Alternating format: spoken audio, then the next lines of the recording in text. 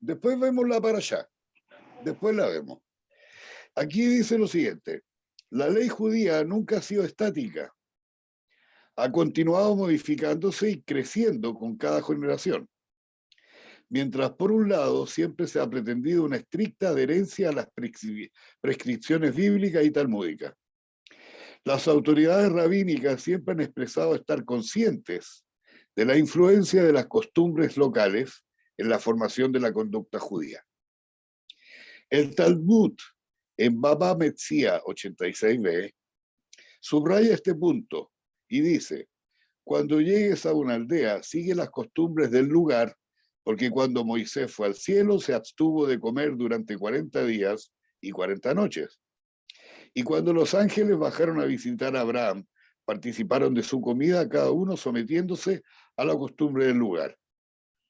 ¿Estamos? Si una costumbre choca con alguna ley,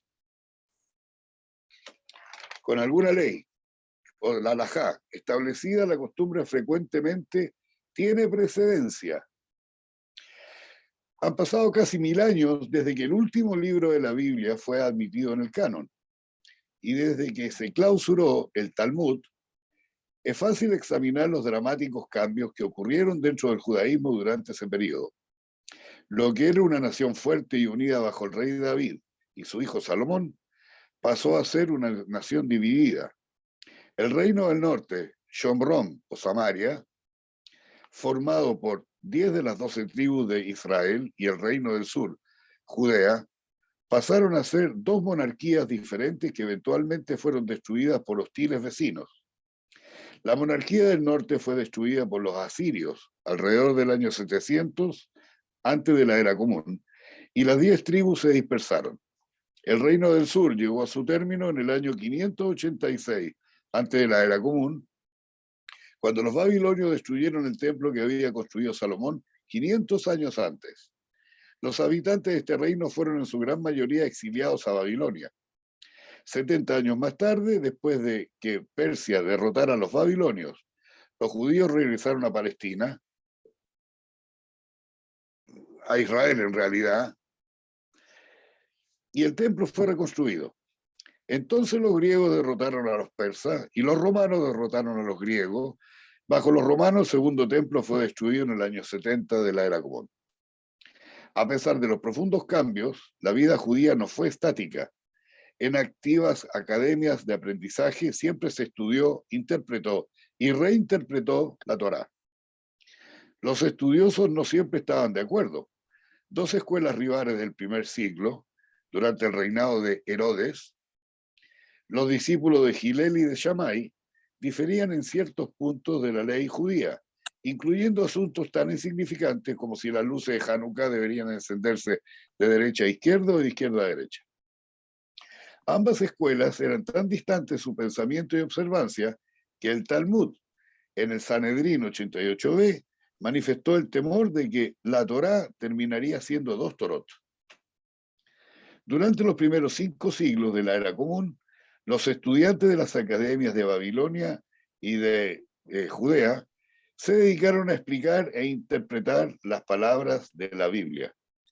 El primer grupo que lo hizo fueron los Tanaín, que viene del singular Taná, estudiosos de los siglos I y II, que continuaron los debates iniciados por Gilel y Shammai, cuyos sucesores incluyeron a Rabí Akiva y a Rabí Ishmael. Finalmente, alrededor del año 220 de la era común, los debates y las decisiones fueron resumidas por Rabí Yehuda Anasí. Este volumen de literatura se llama la Mishnah, que una vez clausurado fue considerado final. Pasó a ser la fuente autorizada de la halajá o ley judía, segunda después de la Biblia en sí. El periodo que siguió la época tanaíta se extendió aproximadamente desde la 220 al 470 de la era común y fue llamado el periodo amoraíta. Durante este tiempo, estudiosos conocidos como amoraín o amorá estudiaron el texto de la Mishnah y le agregaron comentarios e interpretaciones. Ninguna amorá tenía el derecho a objetar la opinión de un taná, a menos que pudiera encontrar apoyo a su punto de vista en la posición de otro taná. Las discusiones y leyes de los amoraín babilonios junto con la Mishnah, fueron unidos finalmente en lo que se conoce como el Talmud de Babilonia, Talmud Babli. Los puntos de vista y las opiniones de los Amoraim de Israel, junto con la Mishnah, se reunieron en lo que se conoce como el Talmud de Jerusalén o el Talmud Yerushalmi. Dado que el Talmud de Babli o de Babilonia se concluyó en fecha posterior y que el Talmud de Jerusalén, sus decisiones son por lo general más aceptadas. El período gaonita siguió a este período talmúdico. Los gaonim eran distinguidos estudiosos de las academias de Babilonia, de Sura y Pumbedita, que siguieron a los amoraitas y sus interpretaciones y opiniones pasaron a ser importantísimas en los siglos siguientes. A pesar de la clausura del Talmud por los amoraim, Rabina y Ashi, alrededor del año 470, los Gaonim y otros estudiosos posteriores introdujeron takanot, o normas, en asuntos no tratados específicamente en el Talmud. En el siglo VI, y posteriormente, a medida que los judíos se fueron radicando más y más lejos de los centros de estudio judíos en Babilonia y Jerusalén, antiguas costumbres fueron cambiadas y nuevas prácticas entraron en uso. Las costumbres locales variaban y tenían fuerza de ley. Ni siquiera los gaonim, que tenían mucha influencia sobre los judíos de la diáspora entre los siglos VII y XI, se entremetieron en las costumbres locales. Llegaron hasta apoyar la mantención de prácticas locales que personalmente no aprobaban. A lo largo de la Edad Media, estudiosos como Rashi, del 1040 al 1105 en Francia, escribieron comentarios sobre la Biblia y el Talmud. Y sus escritos fueron usados como base para interpretar la ley y llegar a decisiones prácticas. Se formulaban preguntas a los eruditos sobre materias en las que el Talmud no otorga ninguna guía directa o completa. Las respuestas a estas preguntas, dependiendo de la localidad en que se tocaban, eran diferentes, pero pasaron a ser la base de nuevas codificaciones en la halajá, o la ley judía. Hacia el siglo XII, muchas autoridades estaban sumamente preocupadas por el efecto de la diversidad de opiniones e interpretaciones de la ley judía, y comenzó un esfuerzo por lograr la uniformidad. En Francia, en el siglo XII, Rabbeinu Jacob Tam, el nieto de Rashi, condenó la proliferación de costumbres individuales, jugando con la palabra minhag, costumbre, invirtió las letras hebreas y se refirió al minhag como genom, infierno. Consideraba que las diferencias en las costumbres locales eran en detrimento de la unidad judía. Hacia el siglo XV, con la aparición del rabí alemán Jacob Levi Mollin, el Maharal, se moderó en alguna de la diversidad. El Maharal describió un libro publicado después de su muerte, en el 1427, en el que establecía normas para las prácticas de la sinagoga y para la conducta comunitaria. El esfuerzo realizado por el Maharal continuó y alcanzó su clímax con la aparición, un siglo más tarde, del Shulchan Aruch, que es el código de la ley judía, que fue preparado por Joseph Caro, un erudito español del siglo XVI. Hasta el día de hoy, en el código autorizado de la ley, es el código autorizado de la ley judía. En un comienzo, el Shulchan Aruch no fue aceptado por todos los judíos, porque no representaba la actitud de los judíos polacos y alemanes, que constituían la mayor parte de la población judía mundial. Pero el problema fue remediado cuando Moisés Isserles, de Cracovia, escribió sus famosas notas al Shulchan Aruch, conocidas como el Mapá, que tomó en cuenta los usos germano-polacos. A pesar de la primacía del Shulchan Aruch, los judíos recibieron otras influencias. Los judíos vivían en todo el mundo, existían las comunidades judías en Asia, África y Europa, cada una con sus propias características y vestidos, cada una con sus hábitos de comida y alimentación, y cada uno con su propio lenguaje. Y las leyes, costumbres y ceremonias observadas por cada comunidad judía local, cada una con su trasfondo cultural propio, prevalecieron, aunque no coincidieron precisamente con el Shulchan Aruch.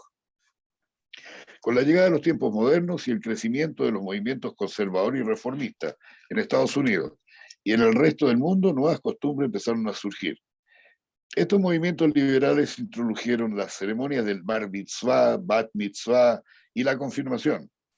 Se opusieron a muchas observancias, particularmente aquellas relacionadas con la naturaleza del trabajo, según se refleja en la observancia del Shabbat. Sus comisiones sobre ley judía frecuentemente formularon opiniones y directivas que no concuerdan con la interpretación ortodoxa aceptada. Las razones de estas nuevas prácticas y actitudes también se tratan en este libro. Debe hacerse notar también que el comportamiento judío siempre ha sido influido en gran manera por las prácticas del mundo exterior, particularmente del mundo gentil. Por ejemplo, el Talmud en Tanit 22a sugiere que los judíos en duelo no usen calzado negro porque esta era una práctica gentil. Lo que llevó a los judíos a exigir que se cubriera la cabeza durante los servicios religiosos fue la aversión a la práctica cristiana de mantener la cabeza descubierta durante el rezo. Y a pesar de que el Shulchan Aruch en Yoreh Deah 178, parte 1, advierte sobre la emulación de los modos de los paganos, contiene muchas leyes que continúan antiguas prácticas paganas o cristianas. Por ejemplo, la superstición romana de colocarse primero el zapato derecho pasó a ser la base de la prescripción de que un judío debe calzarse en la mañana primero el zapato derecho, aunque se encontró una nueva razón basada en la Torá para justificar tal acción. Eso quería leer en principio, para comenzar. Si se fijan, la Torá es solamente una parte, un marco legal inicial de todo lo que siguió después. No es tan cerrado porque han habido judíos en todos los países del mundo. Entonces cada uno tenía su idioma, sus comidas, sus propias formas de tratar a la gente. Siempre ha sido así. Y por eso que siempre no nos quedamos con la Torá, porque es el marco inicial dado por Moisés, pero se ha ido modificando de acuerdo a los tiempos. Y por eso cuando alguien pregunta por qué la Torá se opone a estas cosas, la Torá inicialmente se opone a esas cosas porque era un tiempo específico, pero el judaísmo siempre se ha ido evolucionando de acuerdo a las costumbres y de acuerdo a los tiempos y a las formas de pensar actuales. Eso es lo primero que quería manifestar.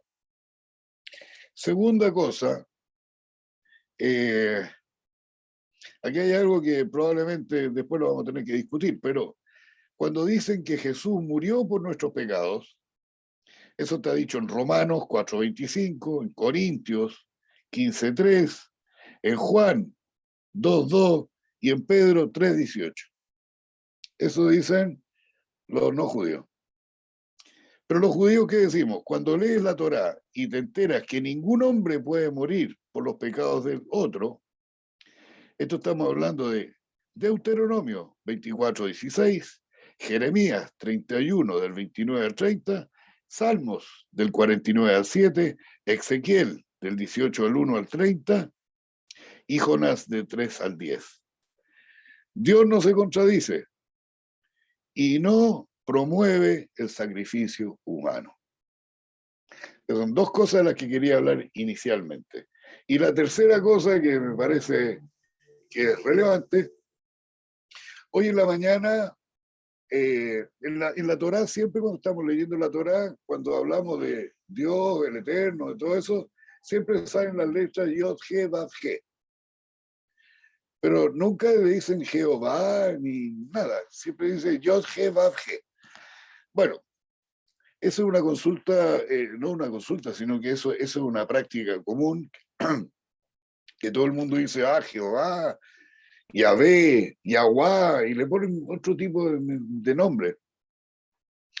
Hoy en la mañana me vine en la micro y pensando sobre el tema, y de repente veo una persona con una barca con letras grandes que decía BRKLN y aparte de eso decía NYC.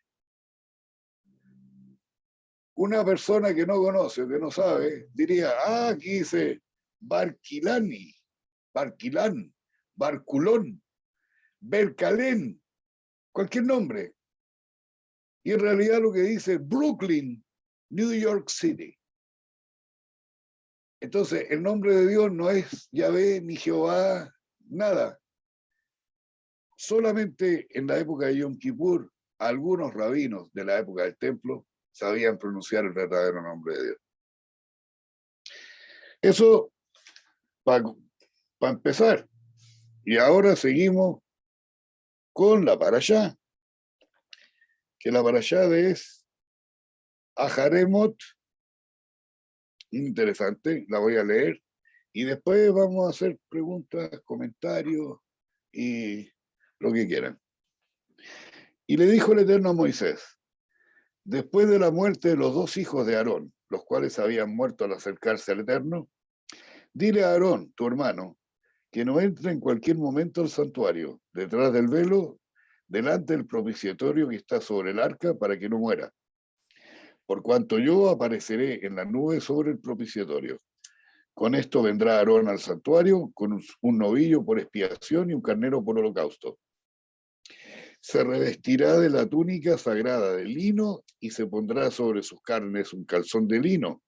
Se ceñirá un cinturón de lino y se cubrirá la cabeza con un turbante de lino. Son vestidos sagrados. Primeramente bañará su cuerpo en el agua y luego se pondrá aquellas vestiduras. Y de la congregación de los hijos de Israel tomará 2 machos cabríos por ofrenda expiatoria y un carnero por holocausto. Y ofrecerá a Aarón el novillo de la expiación, que es suyo, y hará expiación por sí y por su linaje. Y tomará los 2 machos cabríos que los presentará ante el Eterno a la entrada del tabernáculo. Y echará suerte sobre ellos, pues uno será para el Eterno y el otro será para Azazel. Y ofrecerá a Aarón el macho cabrío que se haya tocado en suerte al Eterno, y lo traerá por ofrenda expiatoria. Pero el macho cabrío que le toque en suerte a Azazel será presentado vivo al Eterno para expiar con él y enviarlo a Azazel en el desierto. Y ofrecerá a Aarón el novillo expiatorio suyo, y hará expiación por él y por su linaje, y lo inmolará. Y tomará un incienso lleno de brasas ardientes del altar ante el Eterno, y colmará sus puños con incienso aromático bien desmenuzado, y lo llevará detrás del velo. Y pondrá el incienso sobre el fuego ante el Eterno, para que la nube cubra el propiciatorio que está sobre el arca del testimonio, para que no muera. Y de la sangre del novillo tomará un poco, que rociará con su dedo índice al frente del propiciatorio 7 veces. Luego sacrificará el macho cabrío de la expiación, que es el del pueblo, y traerá su sangre detrás del velo y hará aspersiones, como hizo con la sangre del novillo, y rociará al propiciatorio y delante de él. Y purificará el lugar santo de la impureza de los hijos de Israel y de sus pecados. Así hará el tabernáculo que está con ellos en medio de su impureza. Y no habrá nadie en el tabernáculo cuando entre para hacer expiación en el lugar santo hasta que salga. Y hará expiación por sí mismo, por su linaje y por toda la congregación de Israel. Y saldrá al altar que está ante el Eterno y hará expiación por el altar, y tomará sangre del novillo y del macho cabrío y rociará con ella los cuernos del altar. Y rociará la sangre con su dedo índice 7 veces, y así quedará el altar purificado de las impurezas de los hijos de Israel. Y cuando haya terminado la expiación por el lugar santo, el tabernáculo y el altar traerá al macho cabrío vivo, y apoyará a Aarón sus 2 manos en la cabeza del animal, y confesará todas las iniquidades de los hijos de Israel y todos los pecados, poniendo así sobre la cabeza de la víctima.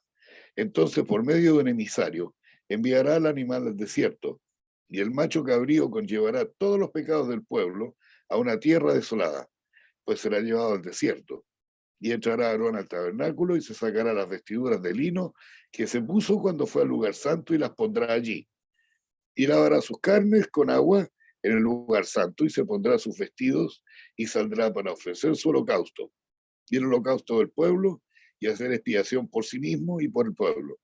Y hará quemar la grasa de la ofrenda expiatoria sobre el altar, y el que se llevó al macho cabrío, a Azazel, lavará su ropa y se bañará en aguas y volverá al campamento. Y el novillo de la expiación y el macho cabrío expiatorio, cuya sangre fue empleada para hacer expiación en el lugar santo, serán sacados fuera del campamento, y serán quemados su cuero, su carne y sus excrementos, Y el que los quemare lavará sus ropas y se bañará en agua y después volverá al campamento. Y esta será ley eterna para ustedes el día 10 del mes séptimo. Afligiréis vuestras almas, ayunarán y no harán ninguna labor, ni el nativo ni el extranjero que morare entre ustedes. Por cuanto ese día el sumo sacerdote hará expiación por ustedes para purificarlos de todos sus pecados, y será un día de estricto descanso para ustedes en el que van a ayunar. Es ley perpetua, y el sacerdote que será ungido y consagrado para oficiar en lugar de su padre va a hacer expiación con las vestiduras sagradas de lino prescritas, y hará expiación por el santuario sagrado, por el tabernáculo y por el altar, como asimismo por los sacerdotes y por todo el pueblo. Será estatuto eterno la expiación por todos los pecados de los hijos de Israel una vez al año. Y se hizo como el Eterno le había ordenado a Moisés. Estamos hablando aquí de Yom Kippur. Y le dijo el Eterno a Moisés, dile a Aarón y a sus hijos y a todos los hijos de Israel, esto es lo que el Eterno ha ordenado. Todo hombre de la estirpe de Israel que degüelle un buey, un carnero o una cabra en el campamento o fuera de él y no lo trae a la entrada del tabernáculo por ofrenda al Eterno, será, ante su morada, será responsable de haber vertido sangre ilícitamente, por lo que será extirpado de su pueblo. Así será para que los hijos de Israel que sacrifican las reses en campo abierto lo hagan ante el Eterno, a la entrada del tabernáculo con intervención del sacerdote como ofrenda pacífica al Eterno. Y el sacerdote va a rociar con sangre todo el altar del Eterno a la entrada del tabernáculo, y la grasa la hará quemar, pues eso es de olor grato al Eterno. Y no sacrificarán más para los demonios, tras los cuales se prostituyen. Será ley eterna para ellos en todas sus generaciones. Y les dirás también, ¿quién de la gente de Israel o de los forasteros que moran entre ellos ofrezca holocausto, sacrificio, y no lo traen a la entrada del tabernáculo para ofrendarlo al Eterno, será extirpado a su pueblo? ¿Y quién de la gente de Israel o de los forasteros que habitan en su seno comiera sangre de cualquier clase, será castigado por comer sangre y será extirpado de su pueblo? Por cuanto la vida de la carne está en la sangre, y yo la destiné para que sobre el altar hagan expiación por ella, por sus almas, pues la sangre, por ser la vida, tiene la virtud de hacer expiación. Por tanto, ordeno que nadie de los hijos de Israel coma sangre, ni tampoco lo haga el extranjero que habite entre ustedes. Y todo varón de los hijos de Israel y todo forastero que habite entre ellos que case un animal o ave que pueda comerse, va a derramar su sangre y la cubrirá con polvo. Porque el alma de toda carne es su sangre, que expía por el alma. Por eso dispuse que nadie de los hijos de Israel coma la sangre de cualquier carne. La vida de toda carne es su sangre. Quien la coma será extirpado. Y todo varón, ya sea nativo o extranjero, que comiera el animal muerto o desgarrado por una bestia, va a lavar su ropa y se bañará en agua, y será impuro hasta el atardecer. Después quedará limpio, pero no va a lavar sus ropas. Pero si no lava sus ropas y no se baña su carne, llevará su iniquidad. Y le dijo el Eterno a Moisés, dile a los hijos de Israel, yo soy el Eterno, su Dios. No hagan las cosas que se hacen en la tierra de Egipto, de las cuales estuvieron viviendo, ni tampoco hagan las cosas de la tierra de Canaán, a las que las llevo, y no anden en sus costumbres. Cumplan mis preceptos y mis leyes para andar en ellos.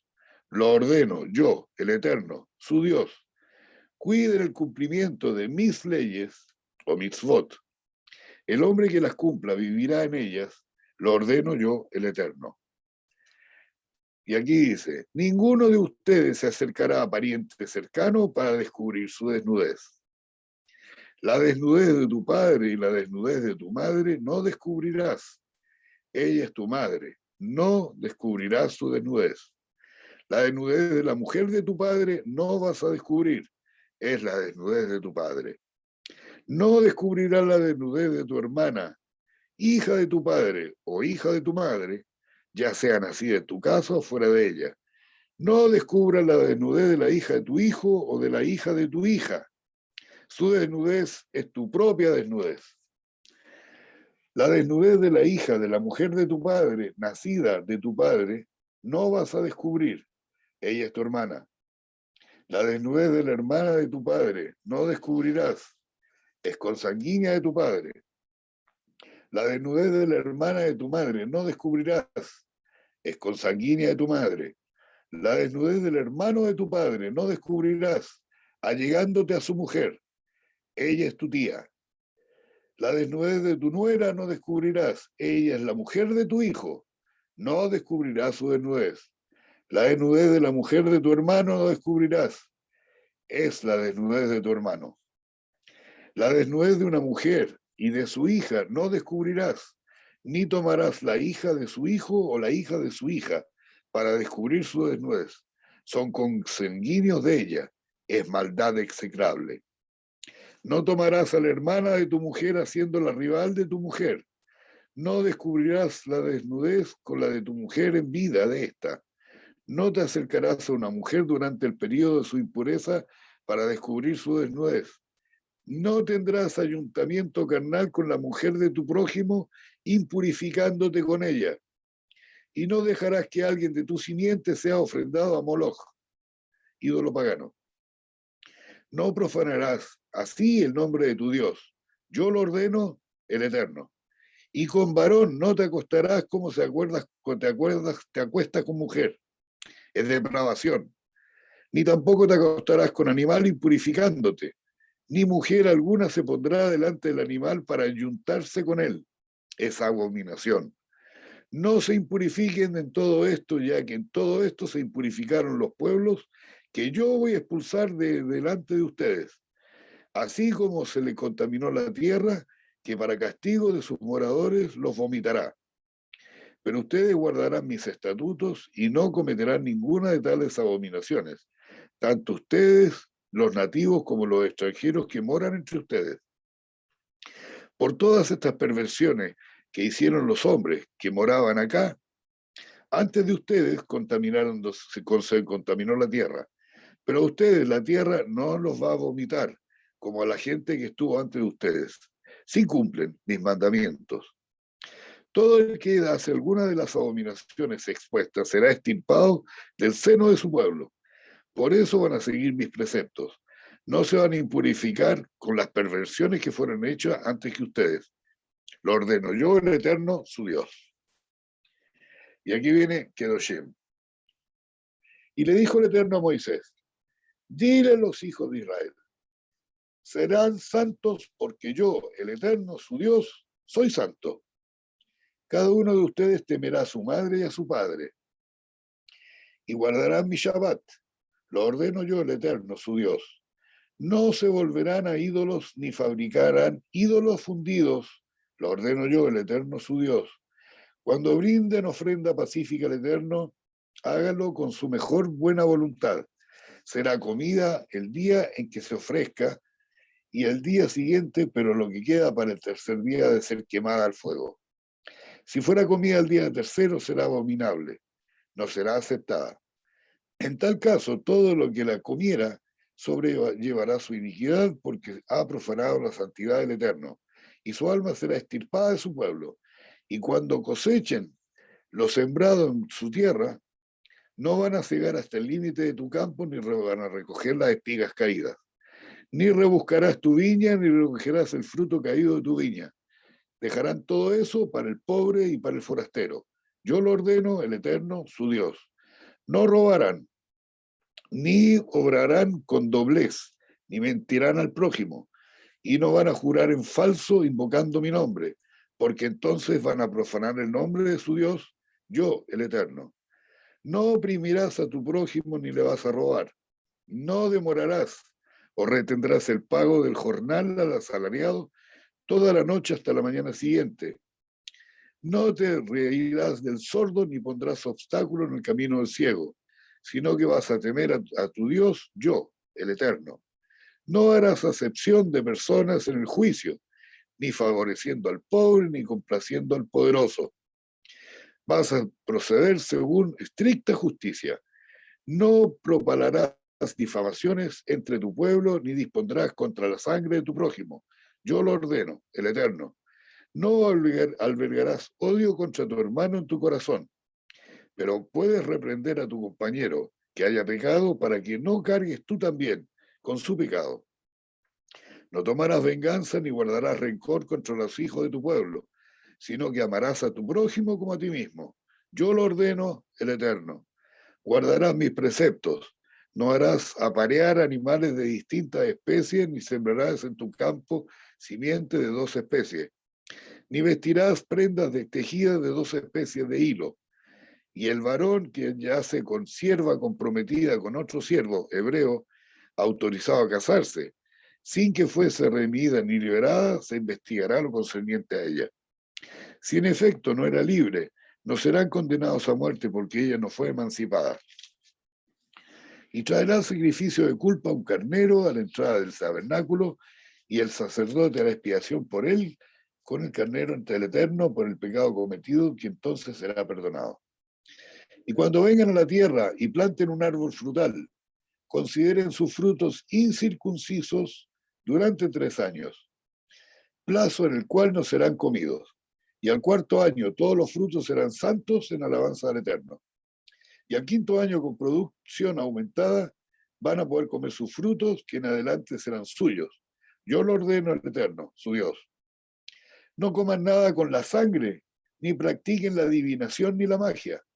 No se contaminen los contornos, o sea, no corten los contornos de vuestros cabellos ni de los de la barba. No se sajen su carne por los muertos, ni se hagan tatuajes en la piel. Lo ordeno yo, el Eterno. No deshonrarás a tu hija haciéndola prostituirse, no sea que la tierra se convierta en antro de perversión. Guarda mi Shabbat y respeta mi santuario. Yo lo ordeno, el Eterno. No acudirás a nigromantes ni a adivinos para no ser impurificados por ello. Lo ordeno yo, el Eterno, su Dios. Delante de las canas te levantarás y honrarás el rostro del anciano y temerás a tu Dios, yo, el Eterno. Y si un extranjero vive contigo en la tierra, no lo vas a engañar. Antes bien lo tratarás como un nativo, amándolo como a ti mismo, por cuanto fuiste extranjero en la tierra de Egipto. Yo lo ordeno, el Eterno, tu Dios. No serás injusto en cuestiones de derecho, ni en medida de longitud, de peso o de capacidad. Correctas balanzas, pesos justos, un efa justo y un hin justo vas a tener. Yo lo ordeno, el Eterno, tu Dios, que te libró de la tierra de Egipto, y por consiguiente van a observar todos mis estatutos y mis juicios y los van a cumplir. Yo lo ordeno, el Eterno. Y le dijo el Eterno a Moisés, le dirás a los hijos de Israel, todo varón de los hijos de Israel y del forastero que habite con ustedes y dé a sus hijos a Moloch o a Moloch, será castigado con la muerte. El pueblo de la tierra lo va a lapidar, y yo volveré mi rostro contra tal hombre y lo extirparé de su pueblo por haber profanado mi santuario y el nombre de mi santidad, entregando su simiente a Moloch. Y si el pueblo de la tierra esconde sus ojos de ese hombre y no lo mata, igualmente volveré mi rostro contra él y contra su familia y lo extirparé a él y a todos los que se prostituyen entre él. El alma que acude a nigromantes o adivinos, prostituyéndose tras ellos, será castigado con mi ira, pues los voy a extirpar del seno de su pueblo. Y se van a santificar porque yo soy santo, yo soy el Eterno tu Dios, y te vas a guardar mis preceptos y los cumplirás. Yo lo ordeno, el Eterno, y se van a santificar.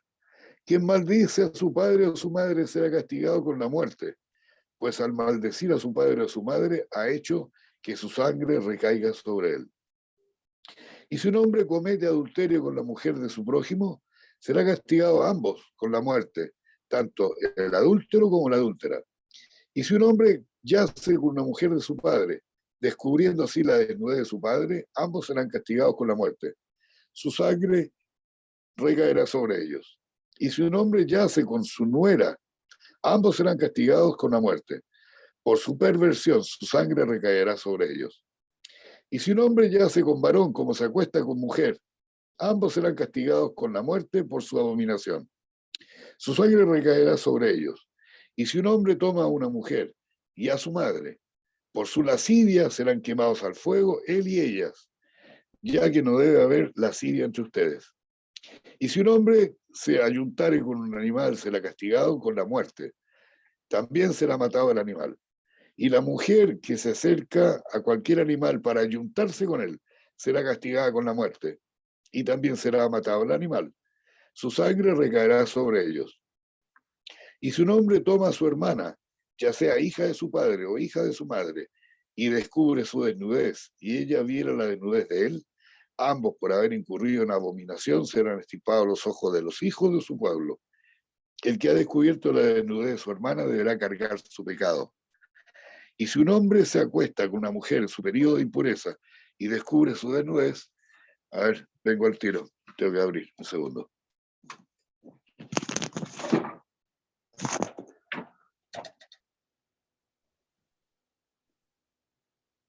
¿En dónde yo? Y ya, y si un hombre toma a su hermana, ya lo leímos. El que descubriera la desnudez de su hermana deberá cargar su pecado.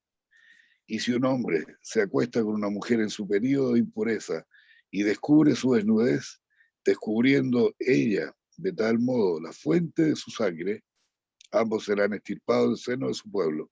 Y no descubrirás la desnudez de la hermana de tu madre, ni la hermana de tu padre, porque eso es desnudar a consanguínea. Ambos cargarán su iniquidad. Y si un hombre se acuesta con su tía, descubriendo así la desnudez de su tío, ambos cargarán el pecado, morirán sin hijos. Y si un hombre toma a la mujer de su hermano, es como si cohabitase con la mujer en periodo de impureza. Al hacerlo, él descubre la desnudez de su hermano. Como castigo, ambos morirán sin hijos. Y por lo tanto, ustedes van a guardar mi estatuto y todos mis juicios y los cumplirán, para que la tierra que les asigné, para que residan en ella, no los vomite. Y no van a andar en las costumbres de los pueblos que yo expulso delante de ustedes, porque ellos hacen tales cosas, y yo los aborrecí. Ya les dije que van a poseer la tierra de ellos, tierra que emana leche y miel. Lo prometí yo, el Eterno su Dios, que los separó de los demás pueblos.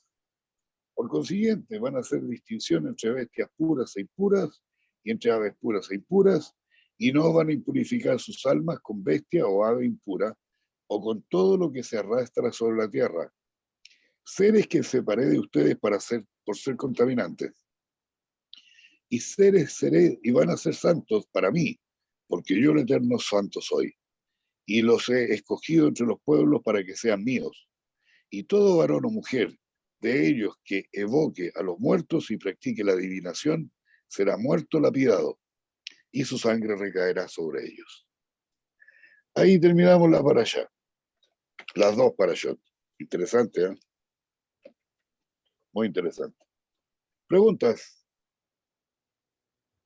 Preguntas. Hay tantas cosas en esta parashá que realmente prefiero que hagan preguntas antes de que de dar una explicación, porque son tantas las cosas que hay en estas dos parashot. Oye, yo te quiero hacer una pregunta y un comentario. Porque se dice que, no sé, como la leyenda, que Dios ofreció la Torá a los 70 pueblos y todos lo rechazaron. Pero si uno ve esto, obviamente no queda a pie con cabeza, te prohíben casi todo, que era costumbre de los pueblos antiguos. Pero, claro, y la Torá es interpretativa, obviamente no se toma al pie de la letra y nadie va a matar a nadie hoy día. Pero en la época antigua tampoco hay muchos registros de que entre los judíos muriera mucha gente por estas cosas. Tampoco yo creo que fue tan literal ni en su principio. Incluso en tiempo antiguo no, también como que se interpretaba un poco de que no era algo tan literal. No hay grandes matanzas dentro de los judíos por estas cosas. Incluso es raro dentro de un juicio judío que lo maten. Y los judíos registran prácticamente todo. ¿Se habrá entendido desde un principio como algo más interpretativo? ¿Algo así? Yo me imagino que sí. Eh, como dije inicialmente, es un marco. En la época de la Torá, a ver, te lo explico de forma simple. Hay una ley que dice que no se puede cruzar en el medio de la calle porque te van a multar. Y hay que cruzar por la línea de cebra, ¿cierto? Se trató de implantar. Y aquí en Chile estamos todos acostumbrados a cruzar en el medio de la calle. Nadie llega al paso cebra, hay que cortar camino. Y nadie, está la ley, pero nadie te multa por eso. Se supone que la ley está hablando de que nosotros tenemos que tener si nos escogieron a nosotros es porque tenemos la capacidad espiritual para poder asumir que esta ley es un marco absolutamente legal en el cual tenemos que superarnos, o tratar de superarnos de tal manera de estar, que los otros pueblos puedan seguir nuestro ejemplo. Si nosotros, por eso dice, yo voy a vomitar a los pueblos que hacían estas prácticas. Bueno, oye, acostarse con la hija no es una mala práctica. Acostarse con el hijo también no está penado por cualquier ley del mundo. Eh, Aberraciones de ese tipo no están penadas por la gente. Pedofilia, meterse con animales, no es algo que uno ya a esta altura del partido no encuentra que es asqueroso, como es casi animal. Entonces lo que te están dando acá son marcos para que tu comportamiento sea elevado y que no hagas daño. O sea, que trates en lo más posible de apegarte a estos principios.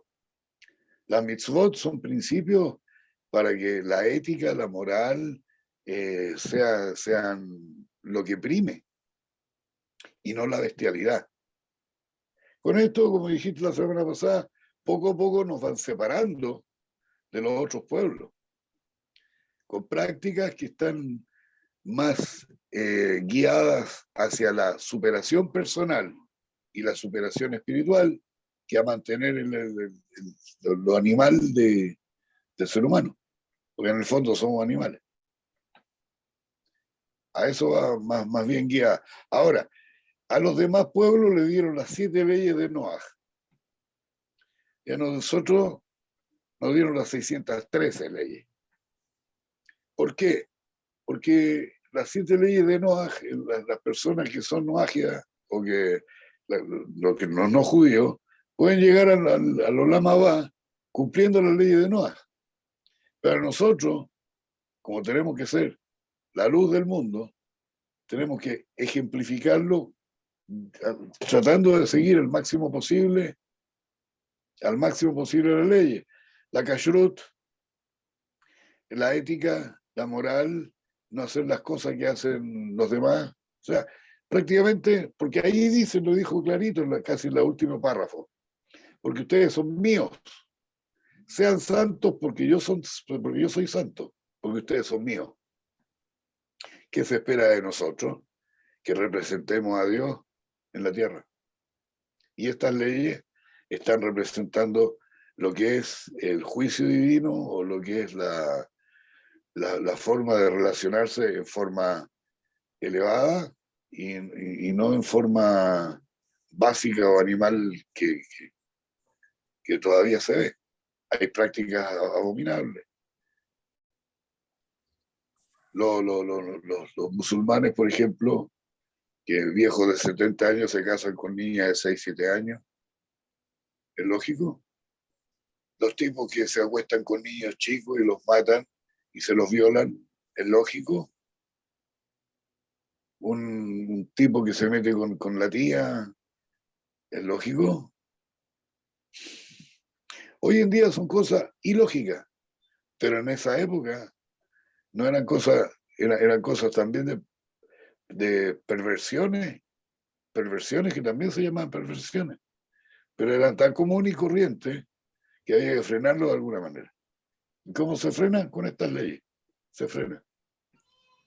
O sea, el antiguo Egipto era casi ley que entre hermanos se casaran para mantener el poder entre las familias, era súper común, era lo más... Si esto ha sido muy impactante para el mundo antiguo, que tener cierto tan enfermo el mate, ¿cómo se le ocurre? Claro. O sea, es como hoy día prohibir, no sé, comerse un asado, no sé, algo era tan común y era casi la Claro, ley de Egipto en casarse claro. entre hermanos. Y el relato nuestro, la verdad que si tú ves la salida de Egipto, demolió las creencias egipcias, terminando hasta destruir su cultura, porque tú puedes matar su Así cultura, fue, las demolió completamente. así fue. Ahora, si te fijas también en un detalle, ahí te habla en dos o tres partes, dos o tres eh, eh, acápites, que es prohibido comer sangre, Sí. ¿ya? Está, por la Torá prohibido comer sangre. Por eso nosotros no comemos prieta, por eso no comemos animales, le sacamos la sangre, la kashrut y todo lo demás. Pero en la época medieval existía lo que se llamaba el libelo de sangre y acusaban a los judíos que mataban niños para hacer matzá con la sangre. Y tenemos la prohibición de comer sangre, aquí está clarito en esta para allá. No, No son, hay que comer sangre.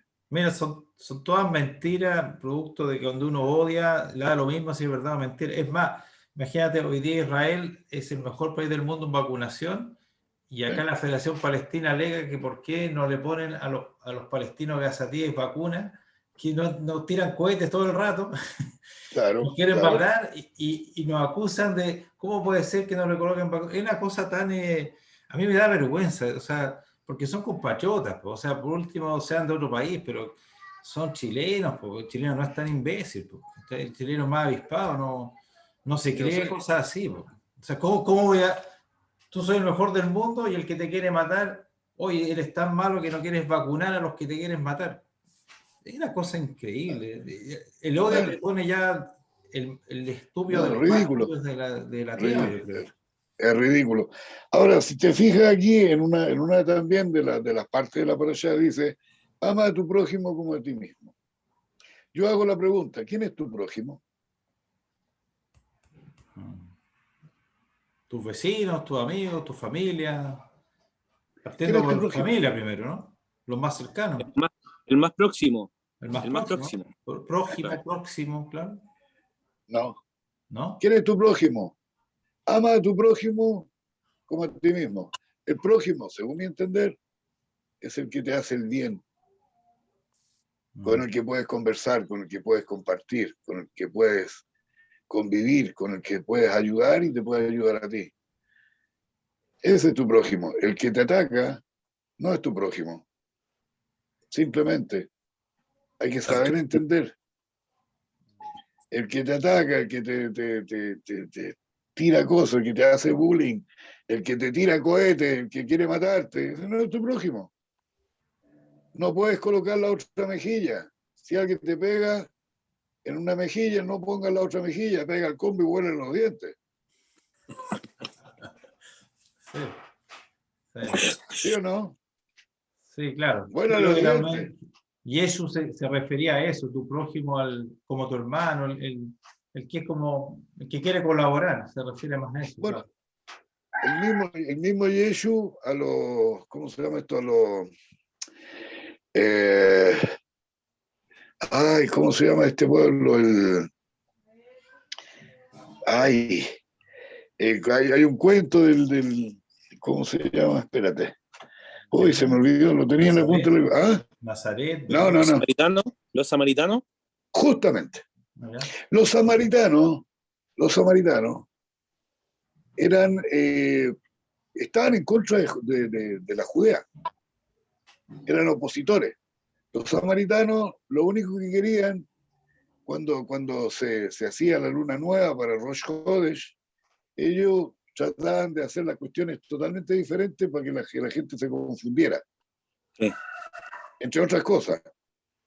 Entonces el samaritano era como un flaite que trataba de irse contra todos los convencionalismos para que lo escucharan. Hasta Jesús dijo, cuando la mujer samaritana se arrodilló ante él, dijo, yo no lo estoy para darle comer a los perros. El mismo Jesús lo dijo. Y trataba a los samaritanos de perros. Entonces, ¿quién es tu prójimo? Vuelvo al tema. Tu prójimo es la persona que te ayuda, la persona que te hace entender, la persona que es abierta de corazón, abierta de mente contigo, que no te ataca por gusto, que no te da vuelta la espalda, que en los tiempos buenos está contigo y en los tiempos peores está más contigo todavía, como para hacerte compañía. La tzedaká no es solamente dar plata. La tzedaká es una palabra atenta, una palabra amable en un momento indicado. Eso también es hacer tzedaká. Okay. Una pregunta de Javier dice, bendiciones a todos. Consulta referente a la primera información que nos entregó.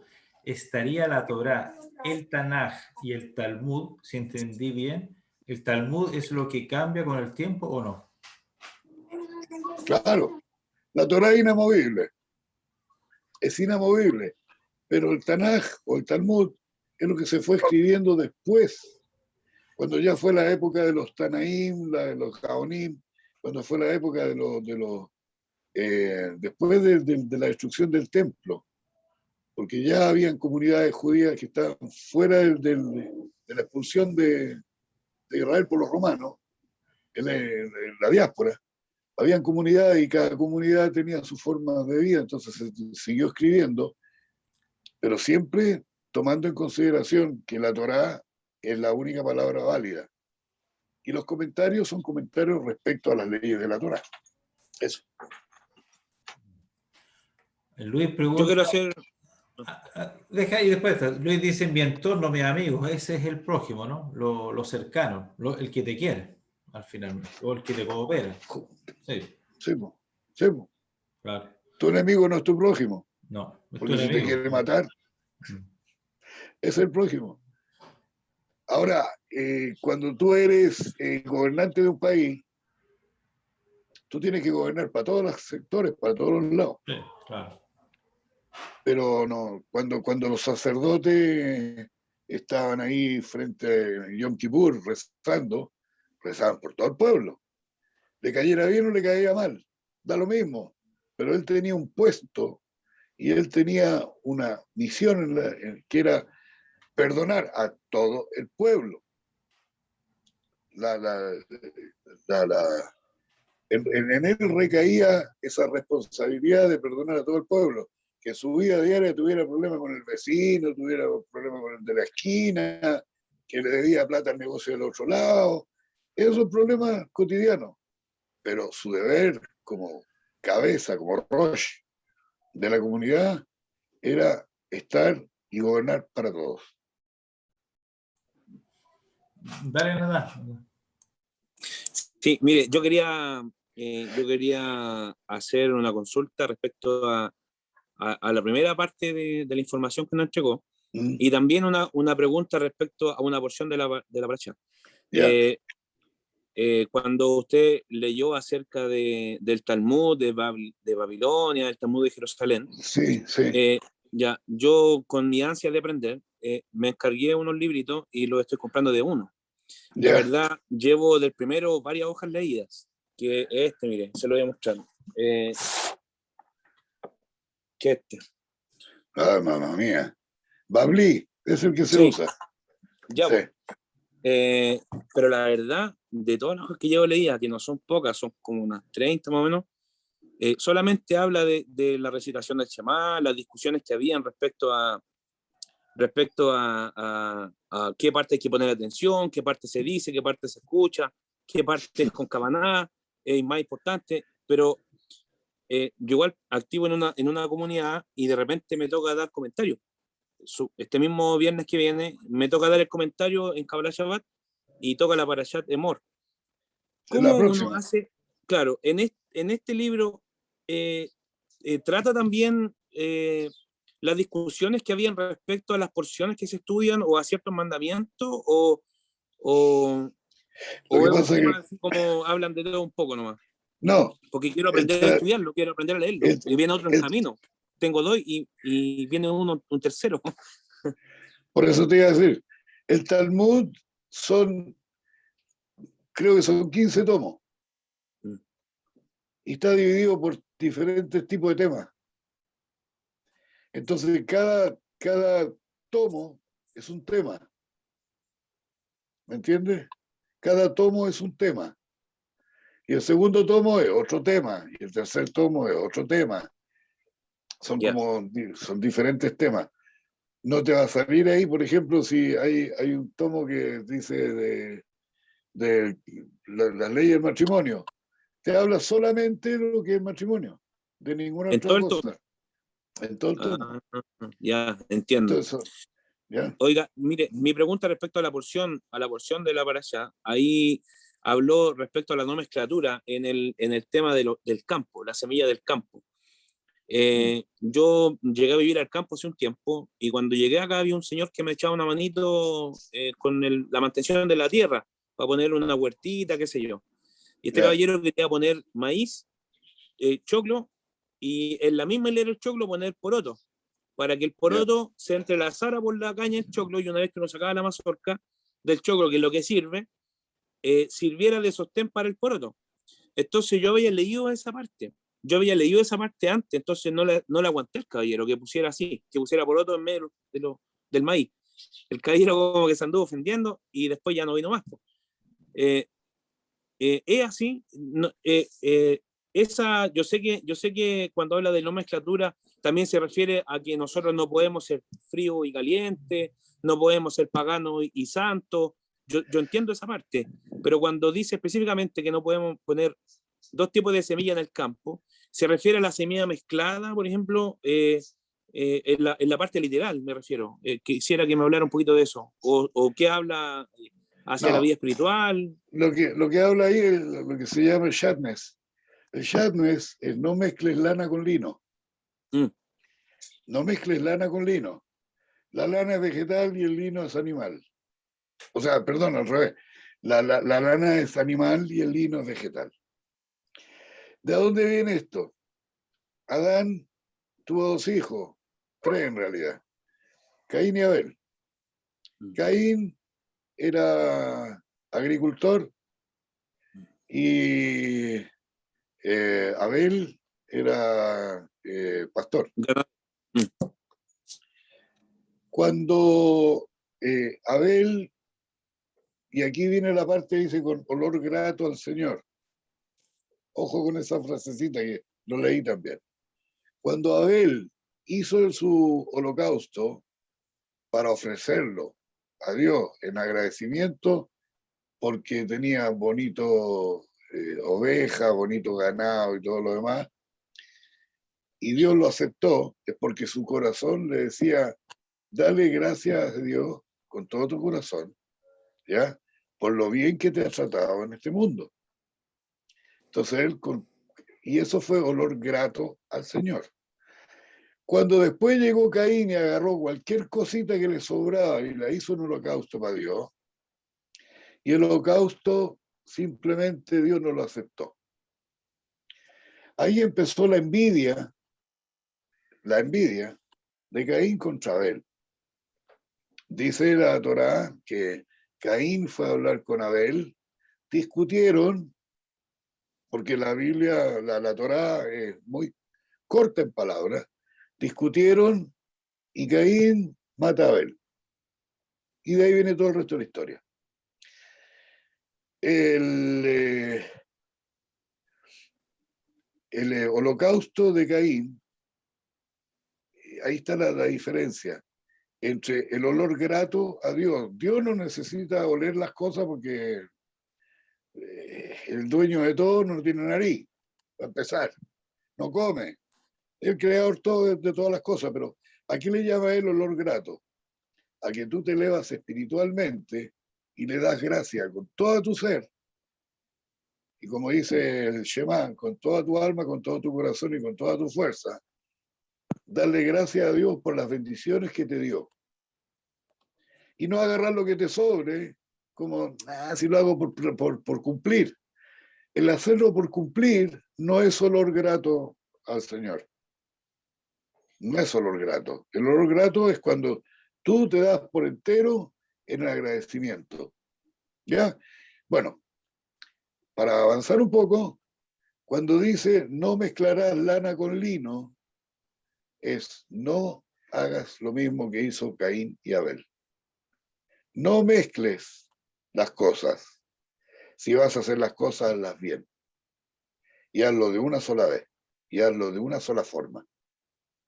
Y no mezcles cosas. Que, a ver, si lo hago, si doy un animal más chico, total, lo van a aceptar igual. No, si vas a dar, da lo mejor. En el fondo, cabalísticamente lo que está hablando es que tu alma se eleve a tal grado que a ti no te importe dar lo mejor de lo mejor a tu prójimo o a Dios, ¿ya? Porque es una forma de agradecimiento con el alma. Y ese es lo que dice el olor grato a Dios. No mezcles, no hagan mezcla, no digan, si doy menos. No, da lo que tienes que dar, pero dalo con el corazón. Y así vas a ser aceptado. Por eso que dice, sed santos porque yo soy santo. Porque yo te doy todo, dice Dios, y te lo doy sin medida, y te lo doy sin pedirte retribución, y te lo doy a mano llena. Dame también de tu corazón, también tu agradecimiento. Acepta lo que yo te doy y agradécemelo, pero con toda tu alma. Eso es lo que te está diciendo. Y no mezcles las cosas. ¿Te quedó clara la explicación? Sí, muchas gracias, Julio. Ok. Oiga, y una cosita, bueno, una cosa que usted mencionó al comienzo, lo primero que mencionó respecto de la muerte de Yeshua, eso, en la parashá Kitetse habla de eso, del que muere en el madero, que tiene una maldición. Así que yo creo que ahí vamos a extendernos más, así que se hace un pequeño debate respecto al punto. Muchas En gracias, don realidad, Julio. no, está bien, gracias a ti. ¿Más preguntas? Sí. Aquí, Jacqueline dice, disculpen, hoy tengo que retirarme antes, dejo mi pregunta. Tengo entendido que hay una actividad que es el segundo Pesaj. ¿Qué significado tiene? Lo que pasa es que en Pesaj habían, como Pesaj es una festividad donde todos los judíos tenían que ir al templo a presentarse y a estar alegres, y mostrarse y estar felices. Lo que se llama el segundo Pesaj, el Pesaj Sheni.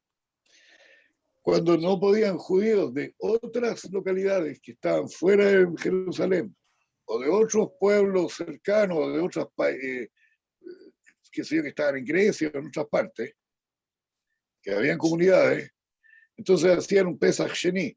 Ellos podían tener una segunda oportunidad de hacer Pesaj para volver